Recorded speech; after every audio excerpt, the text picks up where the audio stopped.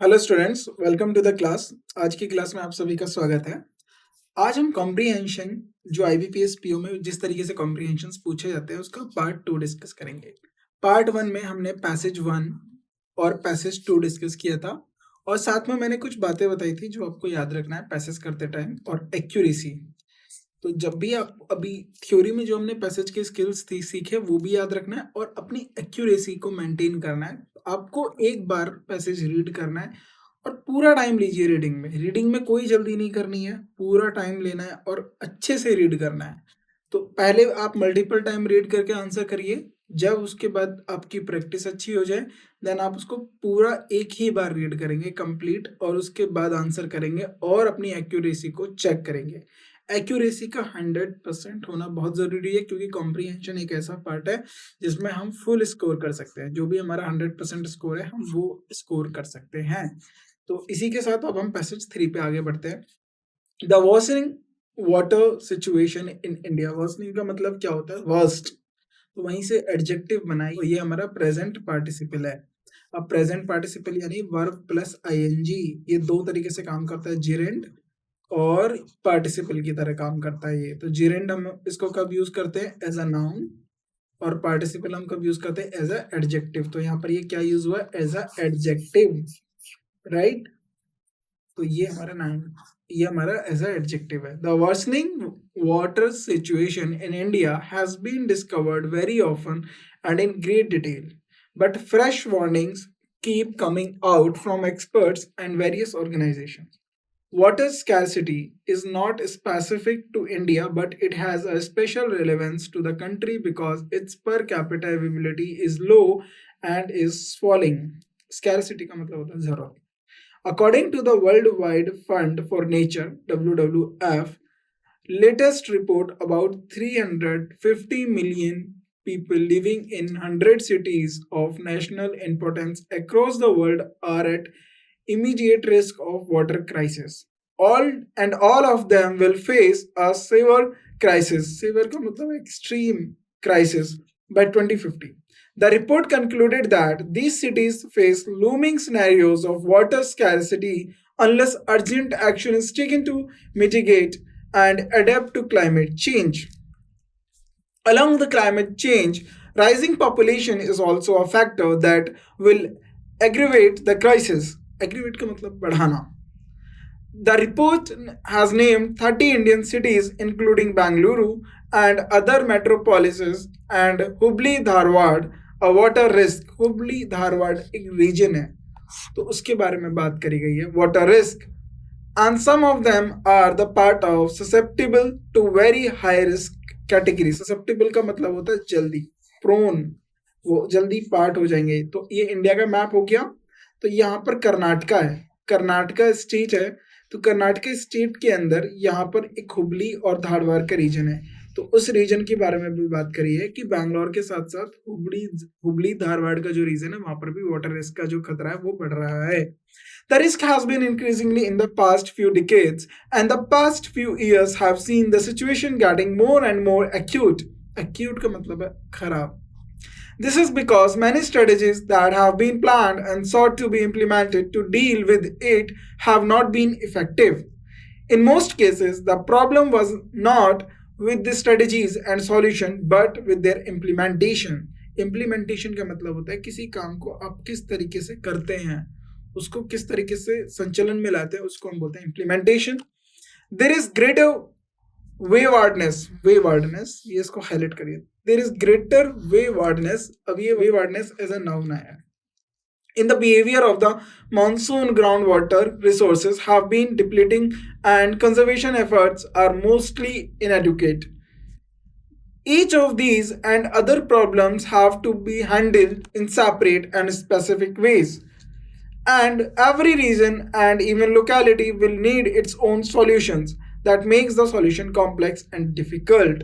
तो अब क्या बात कही गई है इसमें? ये कही है कि सबसे पहले बात करी है कि जो मानसून है, आपको पता है पूरे वर्ल्ड में जो है मानसून इंडिया में ही होते हैं. तो मानसून क्या होते हैं कि जो हमारे यहाँ से विंड्स जो होती हैं वो पानी भर के लाते हैं, जो बादल होते हैं, और जो हवाओं के जरिए वो इंडिया में इधर से आते हैं बारिश करने यानी अरेबियन सी के साइड से और बे ऑफ बंगाल की साइड से। तो उन मानसून की रेनिंग पैटर्न में चेंजेस आ रहा है और इसके साथ-साथ जो वाटर जो ग्राउंड वाटर है, जो ज़मीन के नीचे था, वो डिप्लीट हो रहा है यानी खत्म हो रहा है ना? तो हर एक जगह की प्रॉब्लम अलग है, उसको हैंडल करने का तरीका अलग है, तो हर एक जगह के लिए अलग तरीके के सॉल्यूशंस लगेंगे। इसकी वजह से जो सॉल्यूशन है, उनको ज़्यादा मुश्किल बना दिया जाता है क्योंकि एक सॉल्यूशन हर जगह पे कामयाब नहीं रहेगा। तो ये हमारे पैसेज की बात करी गई है। अब सबसे पहले आता है हमारे questions. Though water scarcity in India is not specific in India but it is relevance to the country. Why? तो अब ये बोला गया है कि जो वाटर स्कैरसिटी है वो इंडिया में is not specific in India but it is relevance to the country. क्यों? Low availability of water per capita, water is scarce and situation is getting worse, falling water availability per capita. तो अगर हम इसमें इसके passage को देखें तो answer हमें इजीली मिल जाएगा। Water scarcity is not specific to India, but it is especially relevant to the country because its per capita availability is low and falling. उसका जो per capita availability वो low है और गिर रहा है, राइट? तो ये हमारा आंसर होगा। तो अब हम इसमें से आंसर देखते हैं। Low availability of water per capita, yes. Falling water availability per capita, बिल्कुल। तो अब जो यही दो रीजन के बारे में बात करेंगे। देखिए वाटर स्कैरसिटी जो सिचुएशन है वो खराब होती जा रही है, पर लेकिन जो हमारा जो पूछा गया है वो क्या है, रिलेवेंस किस किस लिए है वो कंट्री के लिए, तो वो क्योंकि जो अवेलेबिलिटी है वाटर की वो बहुत कम है। हर एक पर्सन को जो वाटर मिलना चाहिए उतना कम है और साथ में जो अवेलेबिलिटी है वो भी गिरती जा रही है। तो फर्स्ट एंड थर्ड हमारे इसके सही ऑप्शंस हैं। तो अगर हम यहाँ पर देखें तो फर्स्ट एंड थर्ड किस कॉम्बिनेशन में मिलेगा? डी में मिलेगा। तो डी हमारा इसका सही आंसर होगा। Which of the following statement और स्टेटमेंट्स, तो इसको हम स्टेटमेंट भी पढ़ेंगे और स्टेटमेंट्स, क्योंकि एक से भी ज्यादा ठीक हो सकती है। Is are true as per the World Wide Funds. अब देखिए WWF क्या है? तो World Wide Fund for Nature, WWF for Nature, World Wide Fund for Nature. उसके अकॉर्डिंग, अब उसके अकॉर्डिंग क्या बातें कही गई हैं हमें ये देखना है ऑप्शन में। Citizens of nationally important cities around world are immediately risk of water crisis. They will be facing severe water crisis by the year of 2050. Population boom, boom का मतलब होता है increase कर देना, will be severing the water crisis. Severe का मतलब होता है और खराब करना, severing word उसमें verb है, ये वहीं से आया है। Will be severing the water crisis. The cities are facing looming scenarios of water scarcity, all the above. तो अगर आप इस रिपोर्ट के बारे में जाएंगे और यहाँ से पता करेंगे तो इसने क्या बोला है कि 100 सिटीज में सबसे ज्यादा जो इम्पोर्टेंस, नेशनल इम्पोर्टेंस है, उनमें वाटर क्राइसिस है, बिल्कुल ठीक है। अब जो सीवर क्राइसिस है वो 2050 तक होंगी और the cities face gloomy scenarios of water face करेंगे, बिल्कुल ये सारी बातें इसमें ठीक कही गई हैं। तो इसका जो आंसर होगा वो हमारा होगा ई, आंसर होगा ई, ऑल ऑफ दी अबव। अब आता है हमारा question number third. Why the author feels that problem was with implementation of strategies? तो author क्यों ऐसा फील करता है कि जो प्रॉब्लम है वो इम्प्लीमेंटेशन में है?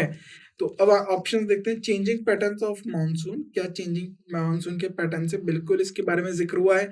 Depletion of ground water resources, बिल्कुल इसके बारे में भी जिक्र हुआ है। Water conservation efforts are inadequate, ये भी जिक्र करा गया है। The issues have not been handled separately and have been handled separately and in a specific manner। तो हमारे जो इसके तीनों सारी स्टेटमेंट्स के बारे में जिक्र करा है, तो अब भी हम एक बार देख लेते हैं।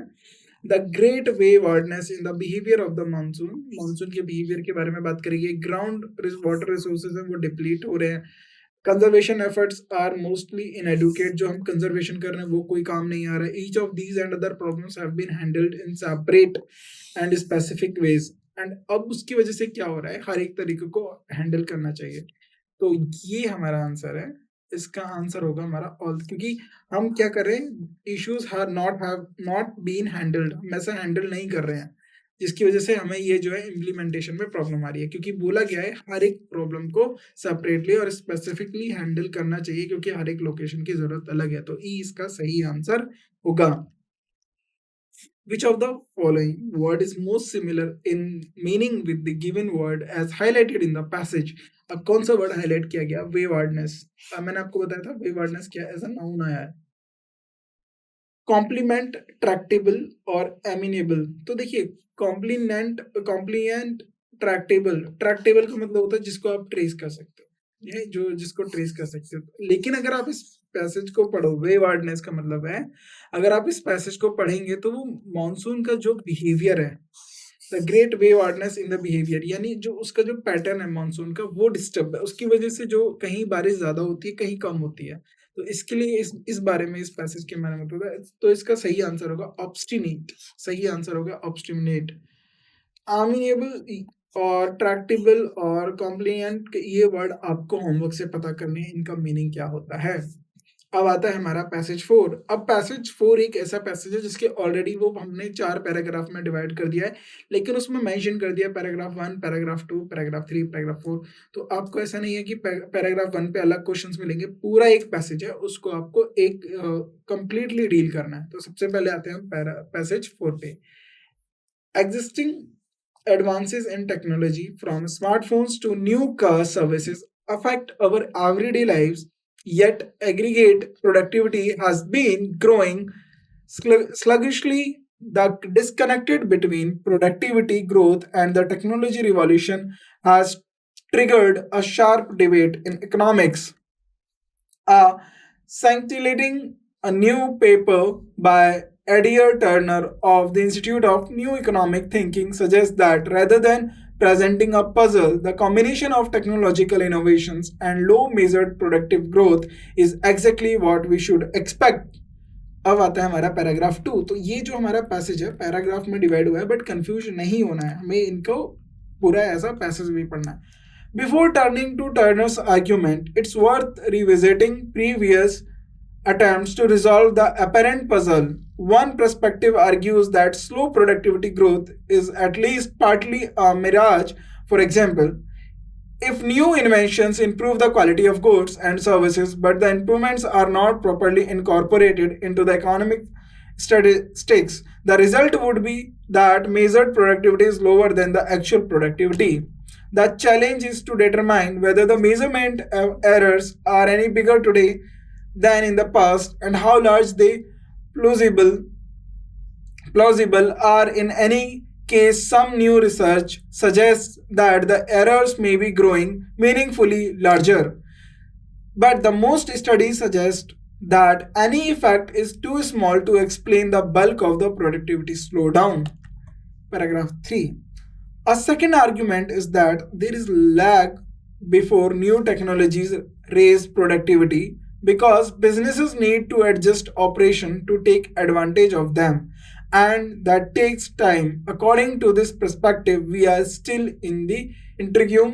A third perspective attributes the phenomenon to sand in the wheels of the economy, as reflected in the decline in geographic mobility and the rising gap between the leading firms and other in the same sector. तो मैं यहाँ पर एक चीज को highlight करूंगा. Sand in the wheel. Sand in the wheels of the economy का मतलब है कि जिस तरीके से गाड़ी का जो पहिया होता है वो मिट्टी में धंस जाता है तो क्या होता है, वो मूव नहीं कर पाते. तो यहाँ पर यही बात करी गई है कि ये रिफ्लेक्ट करता है कि जो ज्योग्राफी में जो डिक्लाइन आया है इन ज्योग्राफिक मोबिलिटी, यानी मूवेबल गुड्स को एक जगह से दूसरे जगह में जो मूवेबिलिटी आया वो उसके बारे में उसमें होता है. And rising gap between the leading firms and others in the same sector. At the frontier firms, productivity growth has not declined, which raises the questions of why those advances are not spilling over to other companies. Paragraph 4. After all the important arguments, enter Turner. अब वो सारे arguments पे हमने बात कर ली, अब हम Turner की रिपोर्ट पे आते हैं. Who has punctured many economic debates from pensions to climate change. He writes that it is quite possible that an acceleration in underlying technological progress, which allow us to achieve dramatic productivity improvement in existing production processes, can be accompanied by a decline in total measured productivity. The core of Turner's argument is that the impact of new technology on total productivity growth depend on how occurs the economy income from new inventions. How?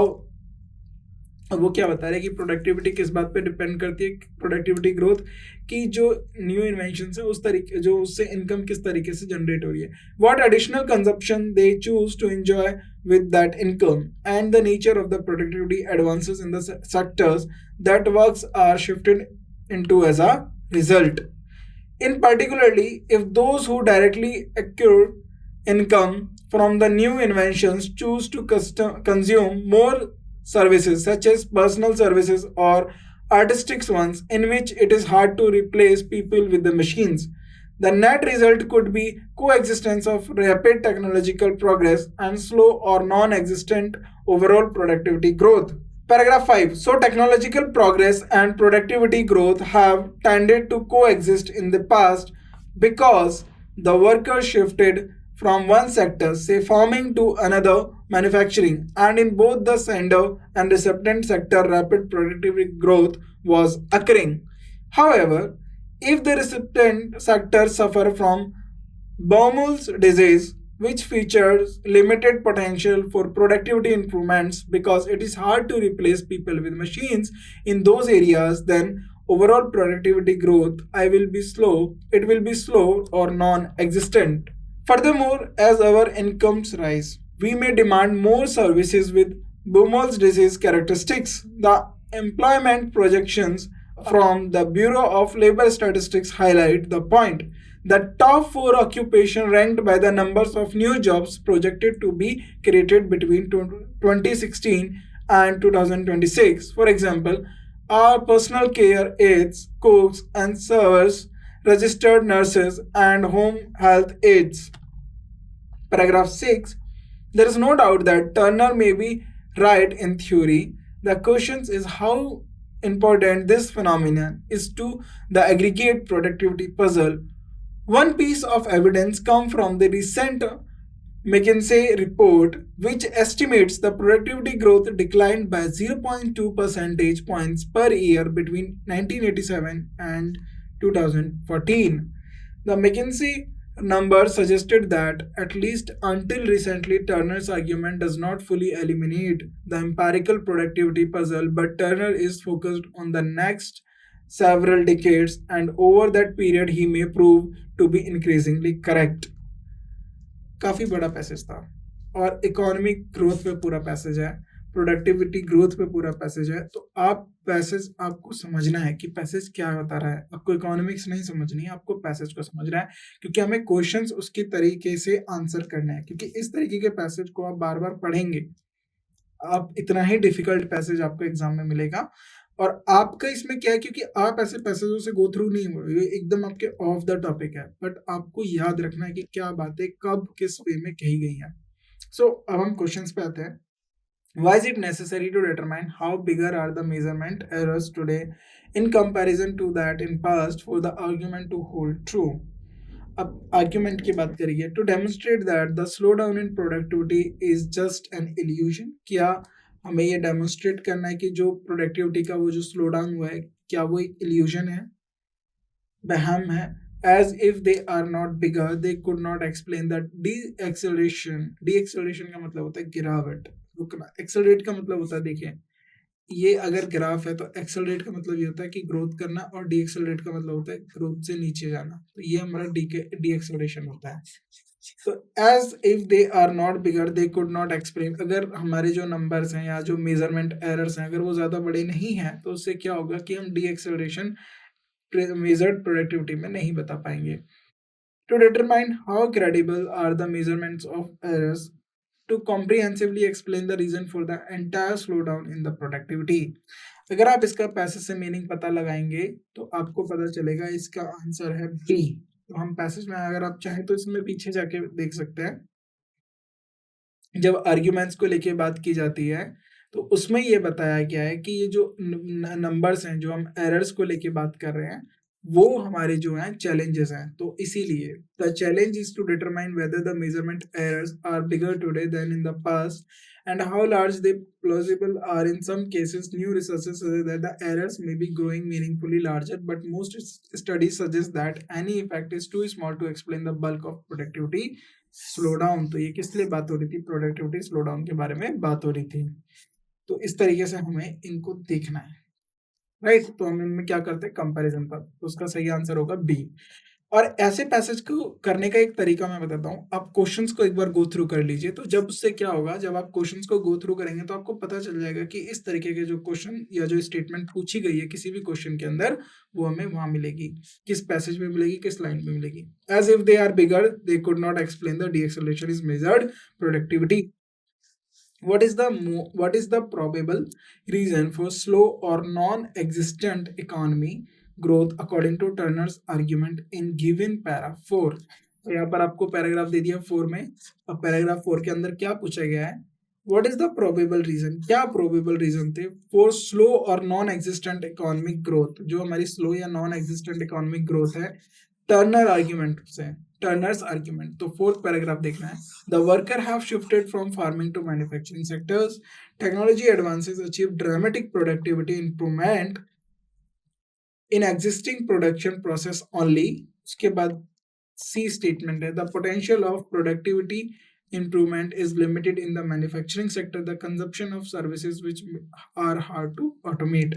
तो अगर हम इसका सही answer देखें paragraph 4 में, after all the important arguments enter Turners, who has punctured many economic debates from pension to climate change. He writes that it is quite possible that an acceleration in underlying technology process which allow us to dramatic productive improvement in existing production process can be accompanied by the decline in total measured productivity. The core of Turner's argument is that impact of new technology on total productive growth depend on who occurs the income from the new inventions, what additionally consumptions. So what additionally consumption they choose to enjoy with that income and the nature of the productivity advances in this sector, workers are shifted as a result। तो इसका अगर हम सही answer देखें तो ये इसके आगे के ऑप्शंस हैं। तो इसका जो हमें सही आंसर मिलेगा वो हमारा ऑप्शन डी होगा, the consumption of services which are hard to automate.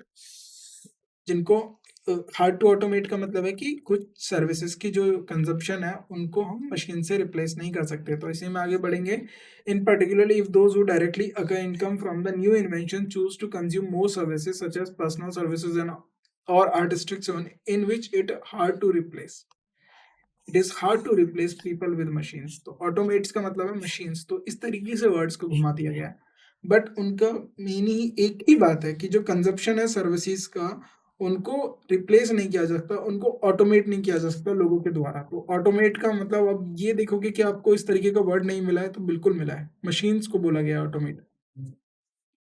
What can be the possible impact with the increase in the services with Bowman's disease characteristics? तो सबसे पहले इसके बारे में, Bowman's disease characteristics के बारे में कहाँ बात करी है, हमें वो पैसेज देखना है। और उसके बाद उनके possible impact with increase in the services, तो ये हमें आंसर करना है। First, aggregate productivity growth will not March in lock step with the technological progress. Employment transitioned from high productivity manufacturing sector to lower productivity sector. Automation will dramatically change how services ranging from personal care to education to healthcare can be delivered। तो ये हमारे options हैं, हमें इनके answer करने हैं। तो पहले हम देख लेते हैं क्या पूछा गया, व्हाट आर पॉसिबली इम्पैक्ट्स। तो हमें पॉसिबली इम्पैक्ट्स बताने, इंक्रीज इन सर्विसेज। तो बूमल सर्विसेज हमारा किस पैराग्राफ में आया है, सबसे पहले हमें उस पर बात देना है। तो इस हमारे paragraph 5, so technological progress and productivity growth have tended to coexist in the past because of the workers shifted from one sector to another sector, and in both the sender and receptors sector rapid productivity growth was occurring. However, the recipient sectors suffer from Boomer's disease, which feature limited potential for productivity improvements because it is hard to replace people with the machines those areas। तो सबसे पहले क्या हो जाएगा, hard to replace people machines with those areas, overall productive growth it will be slow or non-existent। Furthermore, our incomes rise, we may demand more services with Boomer disease characteristics। तो यहाँ से हमें इसका आंसर मिलेगा, the employment projection from bureau of labour statistics. तो ये हमारा ब्यूमल services से हमारा आंसर होगा, तो इसको हमें मार्क करना है, तो अब हम इसको मार्क करते हैं। तो बात क्या करेगी, aggregate productivity growth will not mark in lock step with technological progress. Yes, इसके बारे में बात करिए। Employment transition from higher productive manufacturing sector to lower productivity sector. Yes, इसके बारे में बात करी गई है, दोनों के बारे में बात करी गई है। तो अब ये डायरेक्टली बात नहीं कर रहा है, इन्होंने एकदम सीधा नहीं बोला है। इन्होंने यहाँ पर अगर आप इस पैसेज को ध्यान से देखेंगे तो सबसे पहले क्या बात करा गया, the worker shifted from one sector, यानी फार्मिंग आपका लोअर सेक्टर है, to another sector. In the both sender and receptors, rapid productive growth was occurring. और उसके बाद अगर आप यहाँ पर देखेंगे, it is hard to replace people with machines in those areas. अब ये सीधी बात नहीं करके पैसेज में क्या बोला गया है आंसर में, aggregate productivity growth will not match in lockstep with technological progress. तो हार्ड टू रिप्लेस का मतलब आप रिप्लेस नहीं कर सकते, तो वहां इसको उल्टे और उसी बात को कहा गया लेकिन अलग शब्दों में। तो ये आपको कॉन्टेक्स्ट ध्यान देना है कि कॉन्टेक्स्ट क्या कहना चाहता है। तो बोथ फर्स्ट एंड सेकंड हमारा आंसर होगा। क्वेश्चन आता है हमारा 4, इसका हमें आंसर करना है। What does the author want or wants to imply by the phrase we are still in the interview given in bold in the third paragraph of the passage. अब हमें थर्ड पैराग्राफ को देखना है, इसीलिए यहाँ पर पैराग्राफ मार्क कर दिए क्योंकि हमें पैराग्राफ से जो क्वेश्चन है वो पूछा गया। A second argument is that there is a lag before new technologies raise productivity because businesses need to adjust operations to take advantage of them and takes time. According to this perspective, we are still in the interim. तो अब हम किसके लिए we are still in the interim? क्यों? अब ये जो second argument है, that there is a lag before new technologies raise productivity because business need to adjust operations and take advantage of them and that takes time. यानी business को क्या करना पड़ेगा, अपने ऑपरेशंस जिस तरीके से उनकी क्रियाशैली है उसमें उनको एडजस्ट करना पड़ेगा जिससे उन्हें एडवांटेज मिले, और उससे क्या होगा, उससे उनका टाइम जाएगा, तभी वो टेक्नोलॉजी और जो प्रोडक्टिविटी है उस बारे में बात करी गई है। ये we are still in interview. तो अब ये थर्ड पर्सपेक्टिव हो गया, सेकंड पर्सपेक्टिव में ये बात करी गई थी। तो अब हम इसके आंसर को करेंगे। We are far from resolving the productivity puzzle, हम बहुत दूर हैं प्रोडक्टिविटी पजल से। It takes considerable time to able to sufficient harness of new technology. बिल्कुल ठीक है। अब ये बात पैसेज में किसी और तरीके से कही गई है, यहाँ पर किसी और तरीके से कही गई है, बट बात का सेंस वही है कि समय लगेगा टेक्नोलॉजी को हार्नेस करने में। We are still far from the technological advancement which will increase our productivity. हम far नहीं है, हम दूर नहीं है, समय लगेगा। We are in the period where there is a gap between the technology and productivity. नहीं, ये बात इसका कोई मतलब नहीं है, none of the above नहीं होगा, आंसर बी होगा हमारा। कौन सा आंसर होगा, बी होगा क्वेश्चन नंबर 4 का। क्वेश्चन नंबर 5, क्वेश्चन नंबर 5 पे आते हैं हम। Which of the following statement is not true in context of the passage? Not true, ध्यान देना, जो सही नहीं है। Impact of sector shifting is an important pillar of Turner's argument. Rising in the economy can indirectly contribute to slow productivity. None of the arguments given in the passage have resolved the productivity zone. तो अगर हम इसको दोबारा, according to the Turner, low productivity is not a puzzle but an expected outcome. अब ये इसने क्या बोला कि इनमें से कौन सा ट्रू नहीं है। अगर आपने इसको अच्छे से पढ़ा है तो इसमें 2 क्वेश्चंस हमारे टर्नर आर्ग्यूमेंट्स हैं, तो अगर आपने अच्छे से पढ़ा है तो आप इसका आंसर दे देंगे, नहीं तो फिर आपको टर्नर आर्ग्यूमेंट दोबारा पढ़ना पड़ेगा। टर्नर आर्ग्यूमेंट हमारा पैसेज 4 में है। After all important arguments enter Turner, who has punctured many economic debates from pension to climate change, he writes, it is quite possible that an acceleration in the underlying technological process which allow us to achieve dramatic productivity improvement in existing production process can be accompanied by the decline in the total measured productivity. The core of Turner argument का क्या है, is that impact of new technology on total productivity growth depends, किस पर depend करती है, who accrues the income from new inventions and what additional consumption they choose to enjoy with that income. तो जो एक्योर्स कर रहे हैं, जो न्यू इनकम जनरेट कर रहे हैं न्यू इन्वेंशन से, वो क्या एडिशनली कंजप्शन या खर्च कर रहे हैं उस इनकम के ऊपर, with that income. That the nature of productivity advances in these sectors worker are shifted as a result. तो nature of productivity advances क्यों हो रही है, क्योंकि जो वर्कर हैं वो shifted कर रहे हैं इन particular if those who directly acute, तो इसका सही आंसर अगर आप देखेंगे तो आपको इजीली पता चल जाएगा कि impact of shifting is an important pillar of target argument. नहीं, इम्पैक्ट ऑफ शिफ्टिंग नहीं है। Rise in the income can indirectly contributed of the slow productive, बिल्कुल नहीं। नन ऑफ द आर्ग्यूमेंट्स, ये भी नहीं होगा। तो according to the Turner, low productivity is not a puzzle but an expected outcome, बिल्कुल नहीं। तो ऑल आर करेक्ट, इसका जो आंसर होगा ऑल आर करेक्ट। जो नहीं है इस पैसेज के कॉन्टेक्स्ट में नहीं है, ऑल आर करेक्ट। अब आता है हमारा question number 6। The author is positioned to draw parallels between new imperialisms and new mercantilisms because both originated in developed Western capitalist countries. New mercantilism was a logical sequel to new imperialism. They create the same set of outputs, a labor force, middle class, and rival centers of capital. Both have compared uneven and diverse effect. तो इसका जो सही answer होगा D होगा, both have compared uneven and diverse effect. तो इसको अगर आप पैसेज में देखेंगे, यहाँ पर आपको इसका आंसर मिल जाएगा। तो अगर आप इसको चेक करेंगे और इसको देखेंगे तो इसका आपको आंसर मिल जाएगा। तो इसी तरीके से हमें जो है पैसेज को अच्छे से पढ़ना है और उसको समझना है कि कहाँ पर हमारे कौन से क्वेश्चन है जिसके बारे में आंसर्स दिए हुए हैं, राइट। तो जब आप इस तरीके से क्वेश्चंस को पढ़ोगे और इस तरीके की जो पैसेज को प्रैक्टिस करोगे, देन आप इजीली पैसेज बना पाओगे। तो अब हमने पैसेज 4 पूरे कंप्लीट कर लिए हैं। उसके बाद आगे के पैसेजेस हम आगे की क्लासेस में करेंगे। Thank you so much. अगर हमारा क्वेश्चन नंबर 7 भी है, हम उसको और देख लेते हैं। According to the author, the British policy that new imperialism period to turn to defensive because it was unable to deal with the fallouts and SARPs of increase in capitals. ये इसका सही आंसर होगा। तो आज की class में हम इतना ही करते हैं। Thank you so much for this. और आपको ज्यादा प्रैक्टिस करनी है और जितना ज्यादा आप प्रैक्टिस करेंगे उससे आपका कॉम्प्रिहेंशन उतना अच्छा होगा। Thank you.